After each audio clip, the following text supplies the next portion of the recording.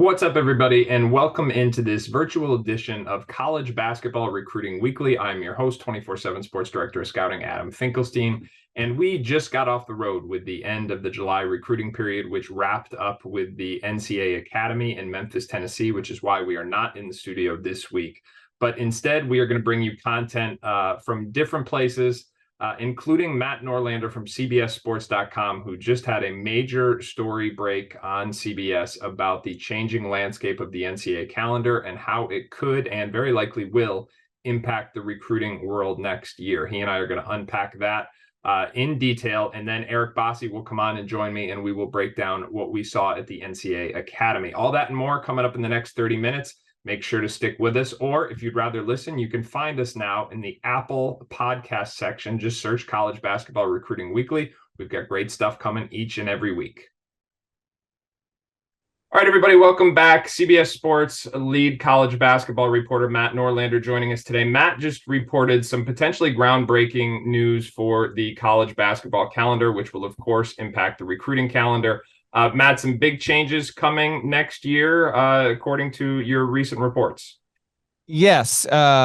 This is not yet official, but I had a two-part story go up last week. And essentially, as you well know, Adam, because of the transfer portal and NIL, it has led to just a calendar crunch for coaches. And this isn't, millionaire coaches complaining about not having free time. This is assistants at mid and low major levels who are making, $30,000, $35,000 a year, just as much as it is the multi-million-dollar coaches. So, and this is the rare topic, Adam, that has, if not universal, near universal backing and support. And for the first time in a long time, the National Association of Basketball Coaches has been able to actually get their voice heard at the NCAA level to implement change in a way that would directly impact college basketball. Sometimes these things get changed, and what is good for lacrosse or hockey might not be good for basketball. I won't bore you with the details, but this is a major change. So not yet official, but yes, here are the main takeaways. If this is passed in October by the Division I Council, the calendar and this is for the offseason. The regular season, this is not what we're talking about. We're talking about how the sport is billed, your area of expertise. So the transfer portal, 60 to 30-day shrinkage. That is expected to be the case, not just in men's basketball, but across NCAA sports. A big reason why NCAA data suggests the overwhelming amount, as in north of 90% of transfers happen in the first 30 days of a window. And then the final 2 days, you've got this huge spike, 11th hour.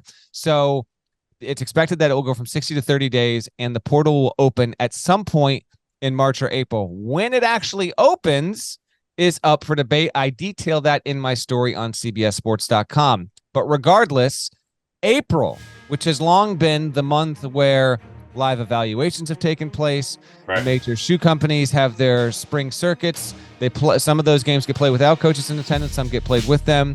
Now, that will get moved to May, and April will be dedicated to the transfer portal, hosting transfers for visual visits, coaches flying out to do visits with these transfers wherever they may be based. So that is a major shift, and I actually couldn't get an answer to this from coaches, and I went back to coaches who have been around for 25 years. I tried to find out the last time that April did not have a live period, that coaches could not watch high school recruits. I can remember it. It's happened before. I've been doing this for 20 years, and I can remember when April went dead. So it has happened before.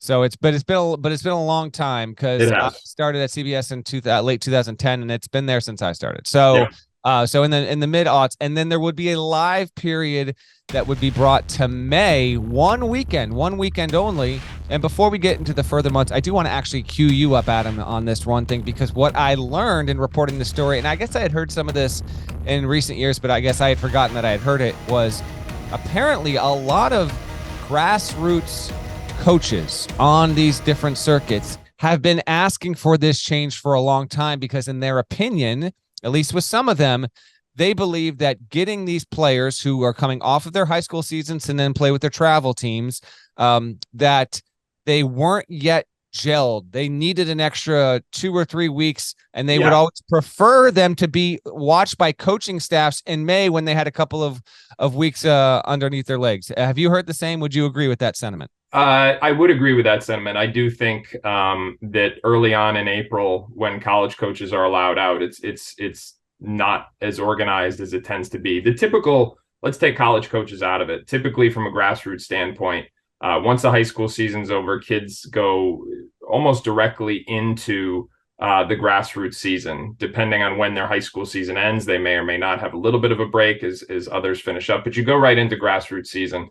And then it's been that the last 2 weekends, unless you have the Final Four, or unless you have Easter, the holiday weekend, historically become those live weekends. And that, in my opinion, is not typically the best version of those teams, and by extension, those kids. So I do think that is a fair sentiment. Now, here's my question, because what's fascinating about all this is that last week the NCAA released next year's recruiting calendar. It came out last week, and it said like, okay, business as usual, 2 weekends in April, 2 scholastic weekends in June. They're going to shrink July a little bit, meaning that this year, where we had 4 days in the first week and 2 days in the second week, it's going to go down to 3 days in the first week and no second week, with then the NCAA Academy being the last option.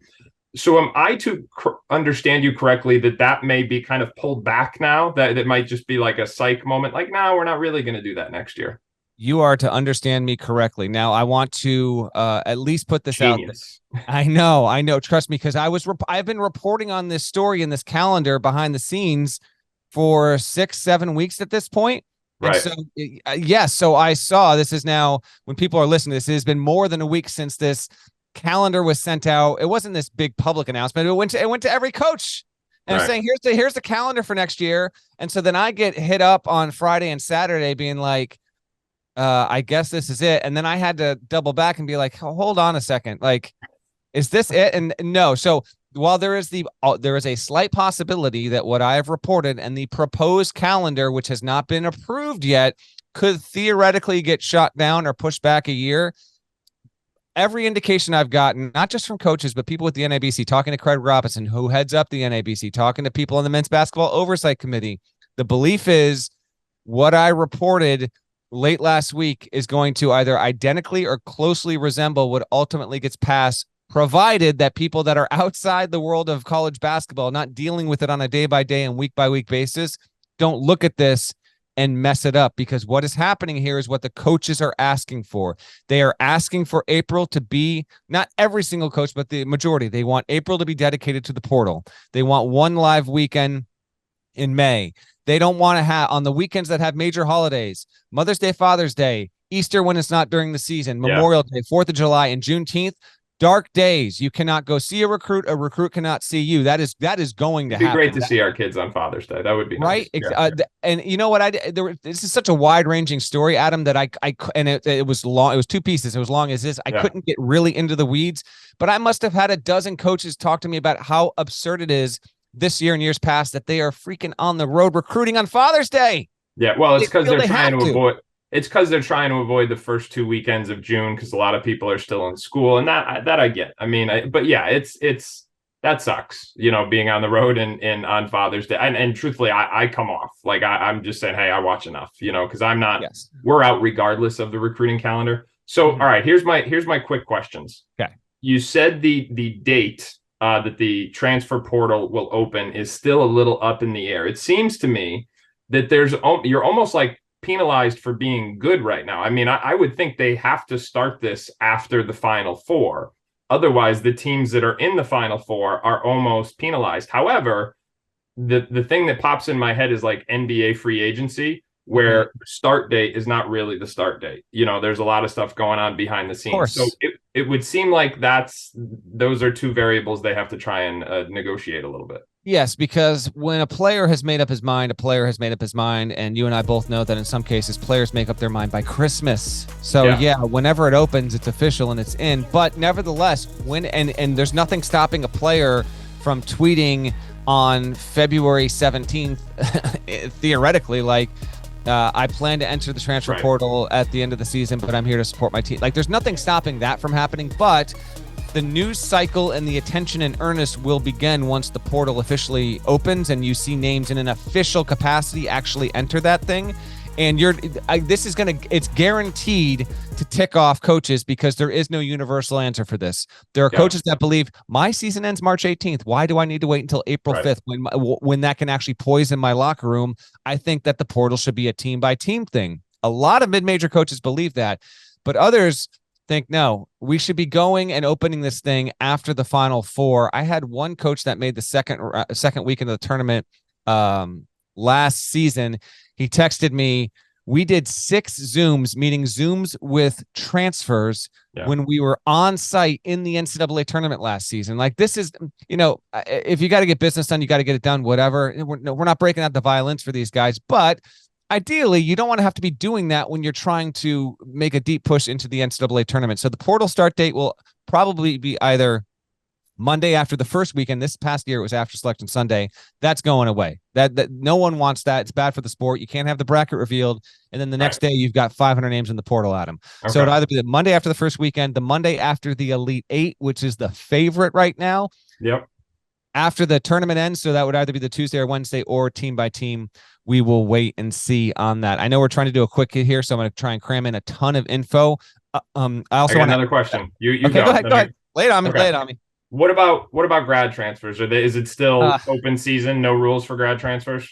That's another element that I debated putting in the story, but it would have added another like 300 words, and I didn't want to. Part 3 coming soon. Yeah, exactly. So, because trust me, I talked to a number of coaches, particularly John Shire. Like, I interviewed him on site at Peach Jam, and when I thought, we had talked what we needed to talk about on the record, he's like, I got one more thing I got to say, and he went on this thing about grad transfers because he's got Ryan Young. He's like, I hate the fact that Ryan Young could technically come to me on like August 8th and be like, Coach, sorry, I'm out of here.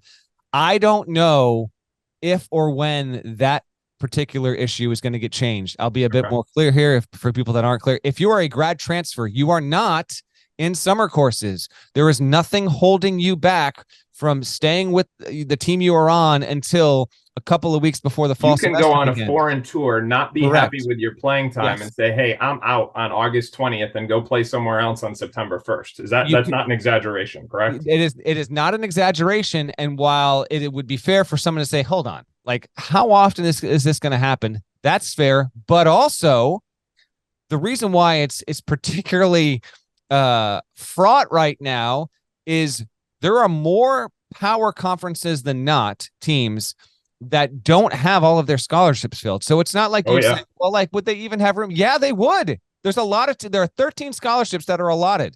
Okay, Matt, I will say this. I'm in prep school country in New England, and I have never seen more college coaches trying to scoop incoming postgrads right now to fill out their rosters. There are more spots available than ever. All right, second question, whatever question I'm on.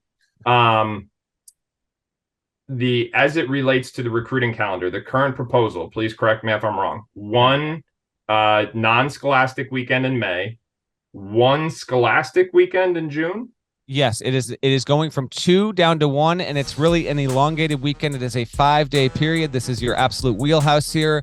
So that, and I use this specific example in the story, so that if Michigan and Ohio want to do their high school-based scholastic teams, they don't want them competing to get coaches. So Michigan says, you know what, we'll do our 2-day thing on a Thursday, Friday. Saturday can be the day where coaches take off or travel, and then Sunday, Monday, Ohio gets it. Or if you're a coach recruiting and you have 2 big targets, and one of them is in North Carolina, and one of them is in Connecticut or Massachusetts, New England, whatever.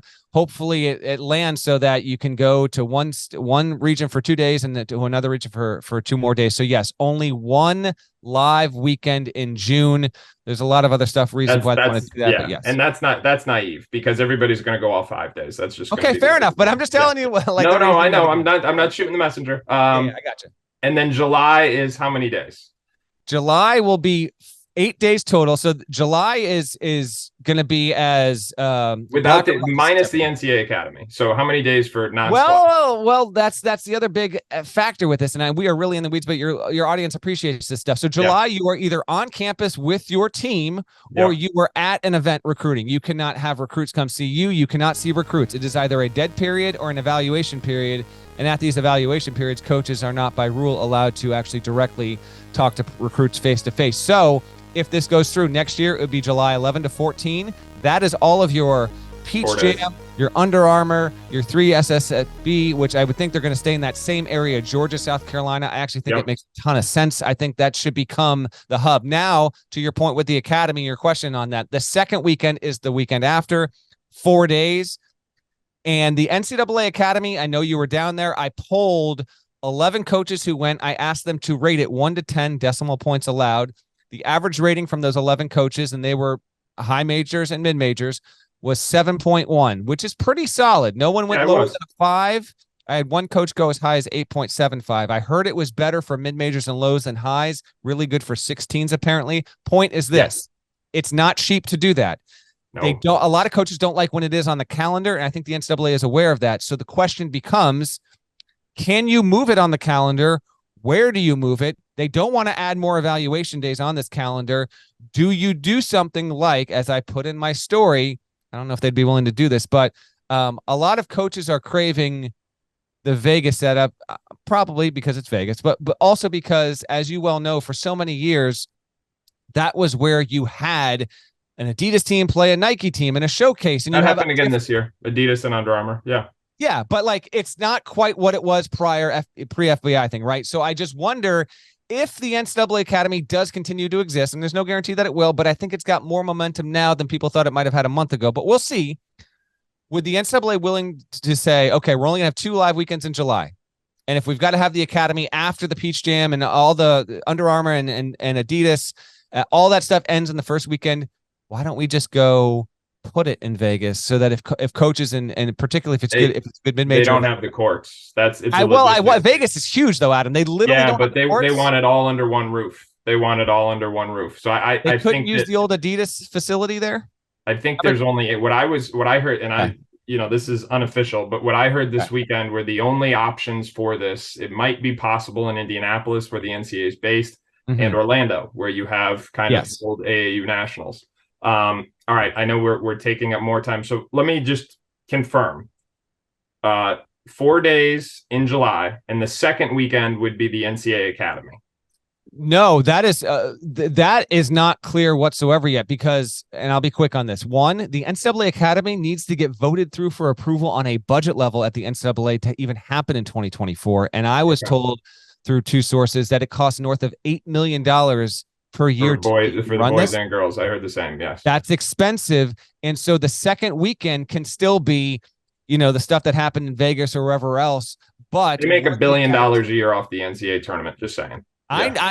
I hear you, but people that look at the balance sheets have to actually approve this. If it happened, I still think it would be the second weekend of July, but that is no guarantee, and it still even has to get passed, Adam.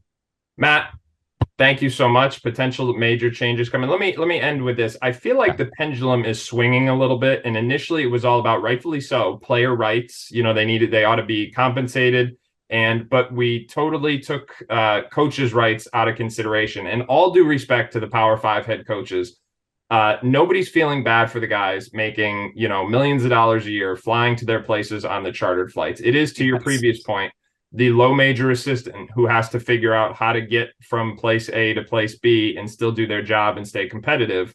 Those are the people that I think, and correct me if I'm wrong, but one of the underlining premises of your story is that morale, shall we say, or I think certainly there's a mental health component to this in terms of the toll that the current landscape is taking on the college coaches community. And so when I say the pendulum is swinging, I think we're finally starting to see some acknowledgement of what the current schedule is doing to the coaches. And again, I'm not talking about the Power 5 head coaches or even the Power 5 assistant coaches. I'm talking about the 80% of the rest that nobody's really thinking about. So without a doubt, that's a major component and why I wrote it. And although those lesser known coaches aren't as quoted as heavily in my stories, it is a major factor. And I'll end on this. There is consideration for the players here too, in this regard, because the transfers are looking for places to land. They didn't want to give them short shrift in April. And so because high school players might be getting short shrift with coaches not going out, they say, okay, put that in May. When we can deal with the portal. So they are actually trying to give as much attention as possible to every single aspect of this while understanding There is no perfect answer. There's no perfect solution, but at least we can get a little more balance, because it doesn't matter if you make $30,000 as a third assistant in a low major, Adam, or if you are making millions and millions of dollars. Stress and mental health, it's a major thing. And just no, because it's real.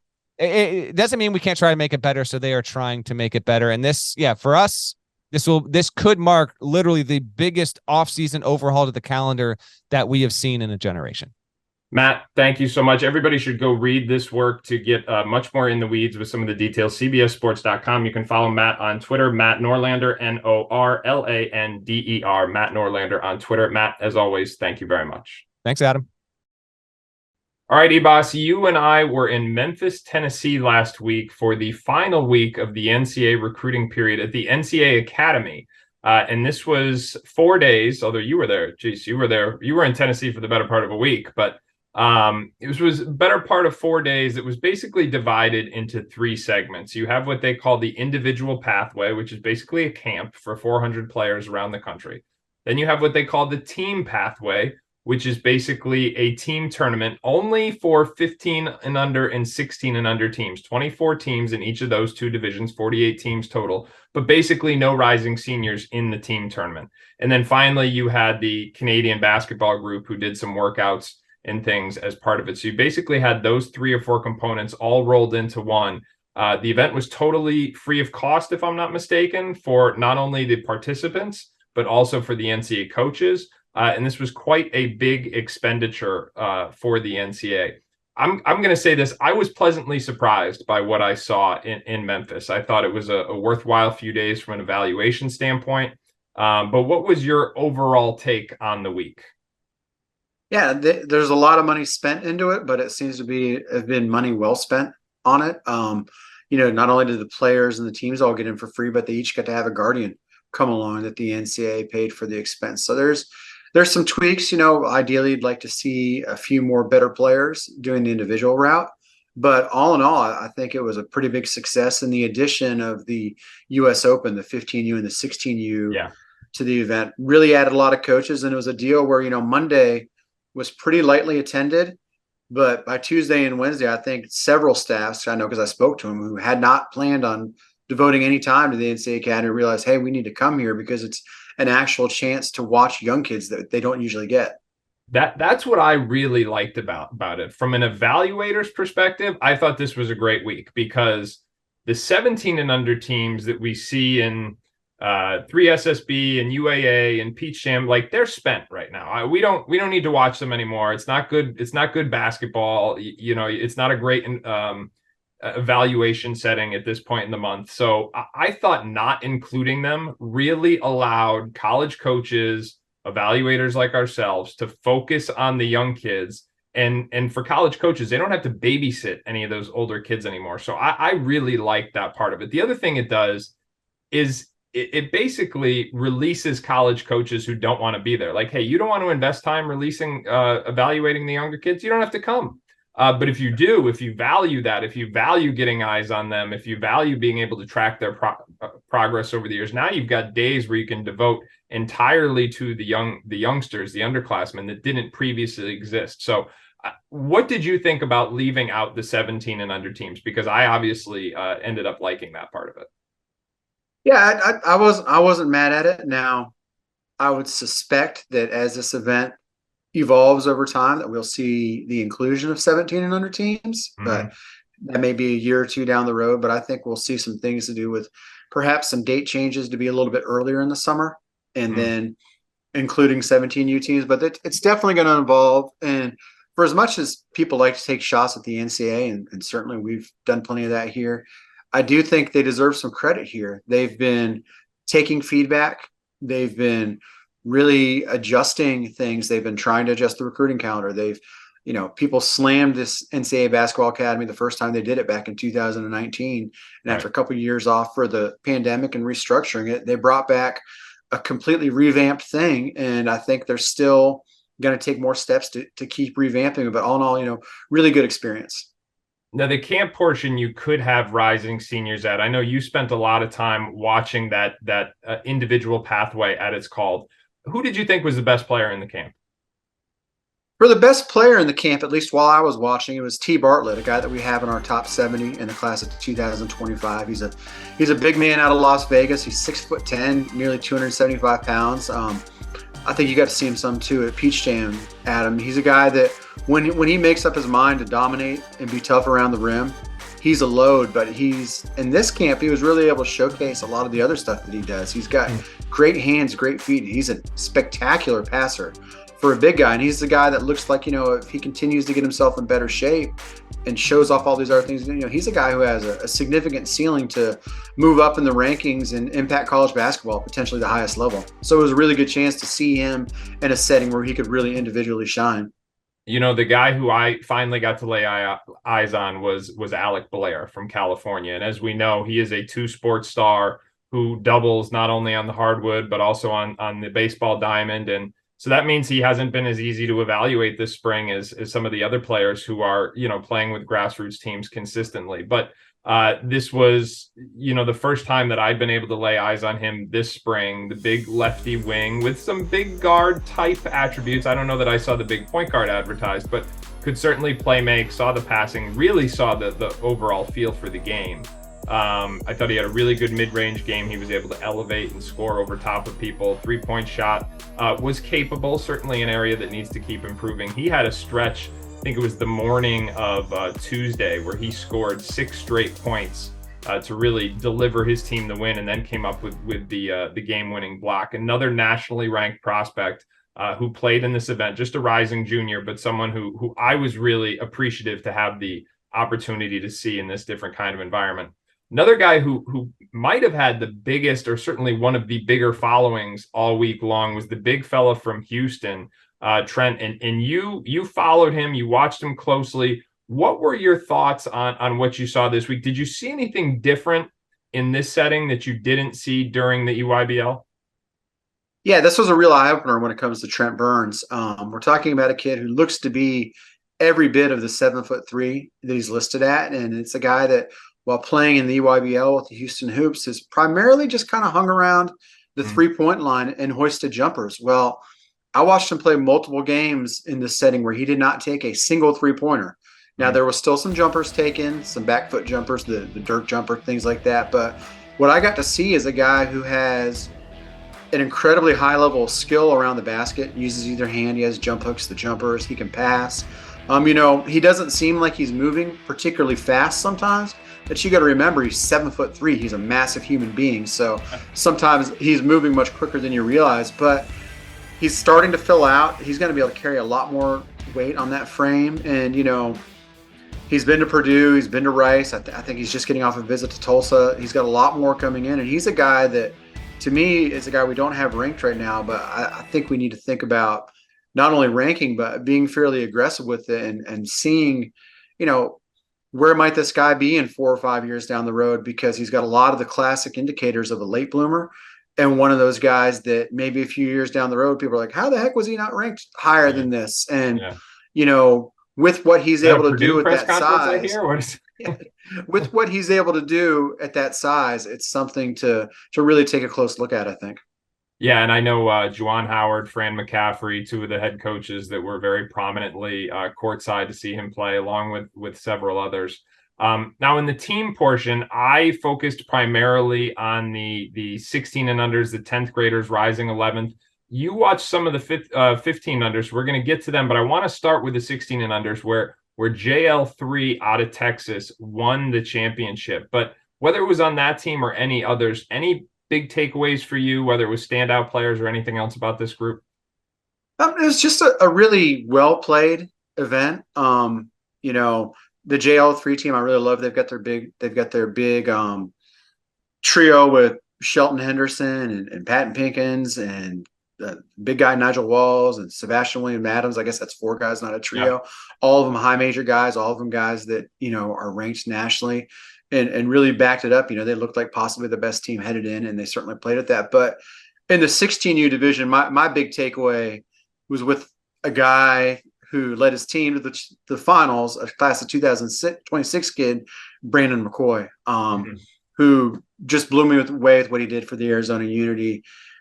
pushing 6'4", 15-year-old. He's long, he's quick, he has outstanding instincts. Obviously with a kid that young, there's going to be a little bit of an up and down, but watching him play, my mind kind of went back to seeing guys like De'Aaron Fox at a young age, guys who can score and play make. And I think he set himself up as, arguably the best point guard prospect in that class of 2026, and likely the best player I saw, regardless of pathway, regardless of division. Yeah, he was, I watched him the first night there. He was skilled too. I mean, he's got that high release. He can make pull-ups. He can make threes. I was really impressed by that. In terms of JL3, you've got a feature right now on 247sports.com about Shelton Henderson. I had written about Sebastian Williams-Adams. For me, one of the reasons why, I struggle some to watch the underclassmen is because there can be a disconnect between the best player and the best prospect. And I think sometimes with that JL3 team, like I was watching and I thought, Shelton Henderson dominated a lot of the games I watched. He's just so strong, so assertive. But Williams-Adams, I thought his upside was really glaring, at least the games I watched. I thought he really made some nice strides laterally, showed some signs of defensive versatility. He's super long. Thought he showed progression of his jumper, made a couple threes, but at the same time did it in a way that didn't sacrifice his efficiency. He was on the glass, he was trying to get to the rim, trying to get downhill. So I was really excited about what I saw from him. Anybody else in the whether it's in that 10th grade division or the 9th grade division that really stood out for you? Because I know you do value seeing these kids early and kind of starting the book on them at those underclassmen stages. Yeah, it's pretty wild because I could sit here and go over specific players all day long, right? From the 15U, because I spent a lot of time with them too. But yep. I think the general takeaway here is just how strong the class of 2026 looks in general. It feels like almost every time I saw a guy catching my eye on something, like, oh wow, he's another 2026 guy. Right. I was pretty surprised by the overall level of talent on the 15U teams. The 15U event was won by Pro Skills out of the Dallas area. They had a really nice week for Texas. Yes, very good week for Texas, and I guess good week for the EYBL too for scoring there, since they won both of the events. But just in general, the class of 2026 is strong, and you can see we've had a ton of coverage on it up on 24/7 Sports. But I guess we gotta mention the guys from that winning team. They had a trio that I really like, and Marticio Hayes, Cameron Lomax, and Seven Spurlock. Hayes is a hard driving 6'3", 6'4" shooting guard who couldn't be kept from the rim. Cam Lomax was a really crafty, athletic point guard who got into things. And then Seven Spurlock is just a big, strong utility wing. And that trio, again, you bring up a thing of not always the best talent wins at that age group. It's the best teams. They were definitely the best team, but they were also pretty dang talented too. So these are guys that we're going to hear a lot more of in the future and project as high major guys. All right, two more names I will mention in the 16 and under division. Davion Hanna from Mac Irvin Fire.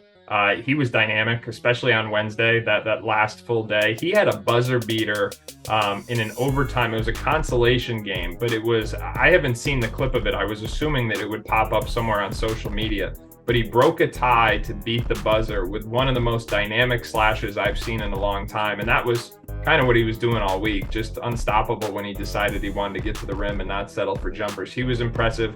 I also thought Malachi Moreno, if I'm pronouncing that correctly, from Indiana Elite. I mean, he's right around 7 feet. Good hands, good touch, presence in the post, and that was another really good team, that Indiana Elite 16 and under team.